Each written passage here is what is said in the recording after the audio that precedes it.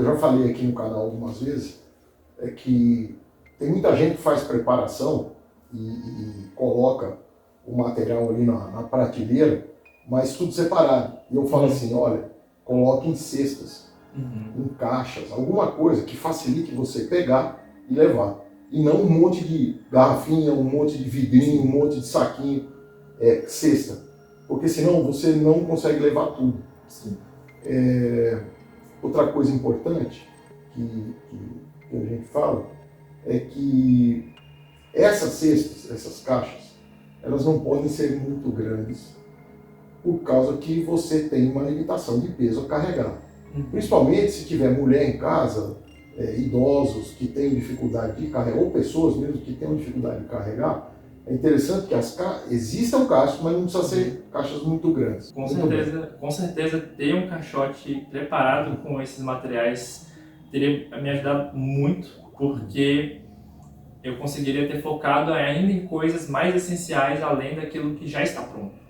Mas uma das coisas que me ajudou a não perder o foco no que eu precisava buscar no apartamento quando deu uma enchente é que eu sempre mantenho uma mochilinha de emergências, mas é só mais para o cotidiano. Por exemplo, eu carrego um pacote de biscoito, uma troca de roupa, porque às vezes você está no trabalho e não quer voltar para casa. Às vezes você esquece, você vai para algum lugar e precisa escovar os dentes, então tem um kit de higiene pessoal lá separado, né? Material de banho também. Então essas coisas básicas, quando deu enchente, eu não precisei me preocupar. Então eu sabia que estavam lá.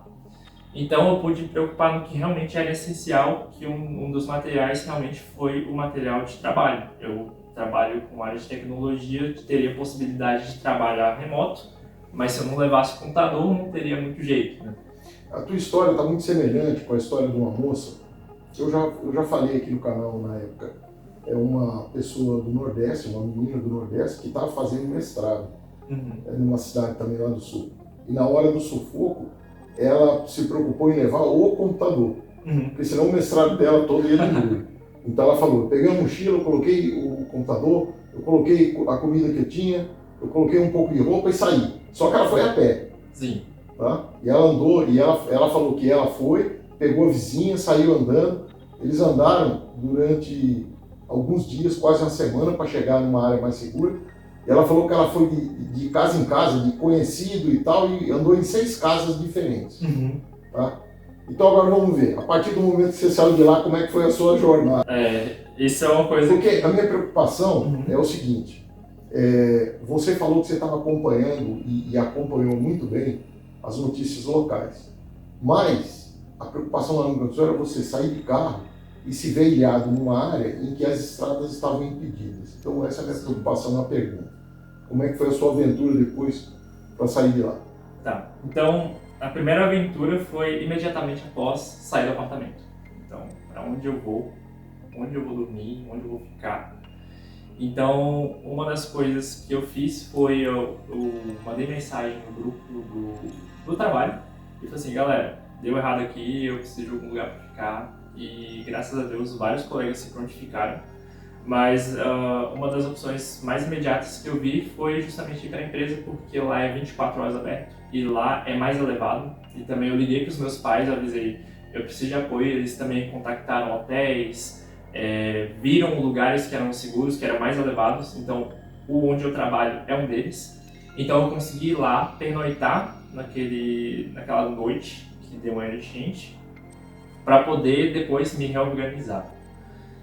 E daí então eu comecei a ver a situação da cidade no dia seguinte e eu pensei, tá, vou averiguar o quão próximo eu consigo chegar do meu apartamento, ver a situação, entender o que está acontecendo, quanto tempo eu imagino que isso vai levar para se normalizar, pelo menos eu conseguir chegar no apartamento de novo.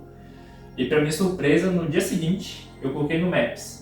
O mais próximo que eu conseguia chegar do meu apartamento era 890 metros. Isso é muita água. Então, no dia seguinte eu fui vendo os comerciantes, né, do centro, eles estavam retirando suas mercadorias, porque provavelmente aquela região ia inundar também.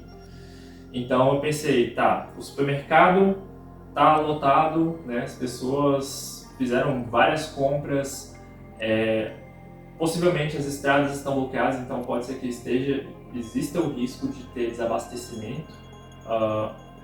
E então fiquei pensando assim, a gente sempre pensa na pior situação, então eu pensei, tá, como eu não tenho familiares aqui no Rio Grande do Sul, a minha melhor opção é ir para Curitiba, que é onde eu tenho os parentes mais próximos.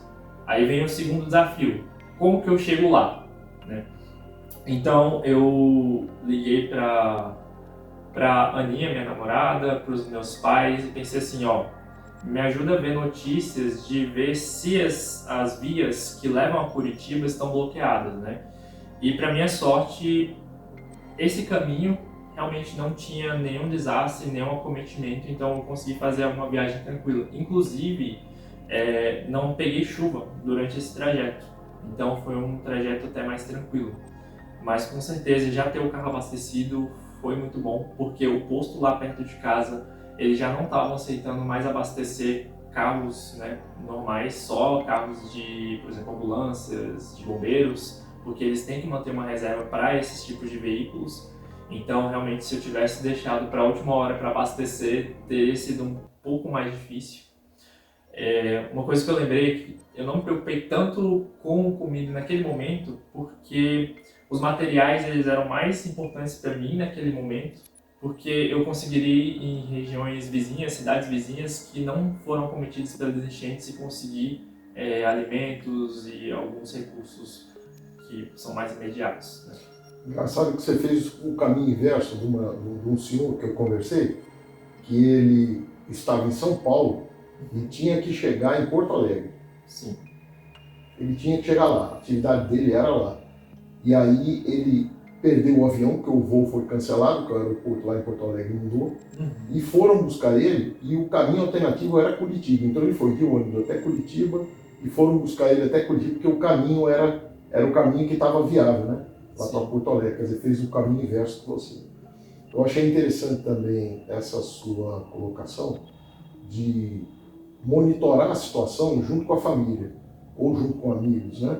Então, é uma opção, enquanto o celular está funcionando. Em algum momento você perdeu o contato celular, perdeu, digo, não quando você, não, eu estou passando em um local aqui que não tem, mas perdeu o contato celular, tipo assim, não consegui abastecer o celular, colocar carga, alguma coisa assim?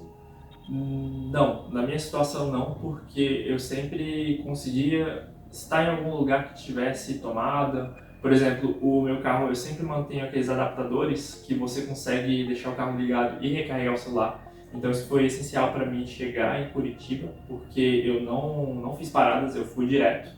A partir do momento que na manhã do domingo eu averiguei a situação novamente para ver se era viável permanecer em São Leopoldo ou era mais seguro sair, meio-dia eu decidi, estou indo para Curitiba, né? E um ponto que me ajudou bastante é o fato de ligar para os meus parentes ajuda muito, porque às vezes a pessoa está em situação, ela está, né, quando ela está no meio da emergência, ela às vezes está desesperada, ela não consegue processar todas as informações sozinhas, principalmente às vezes não tem sinal ou recurso, e alguém que está de fora está mais calmo e consegue ter mais poder de decisão, né, além de você, né? Então isso ajuda muito, me ajudou bastante a manter o foco naquilo que eu precisava fazer, mas de fato estar atento aos detalhes ajudou. Não bastaria eu estar preparado e perder o ponto no momento certo de sair do apartamento, evacuar do apartamento.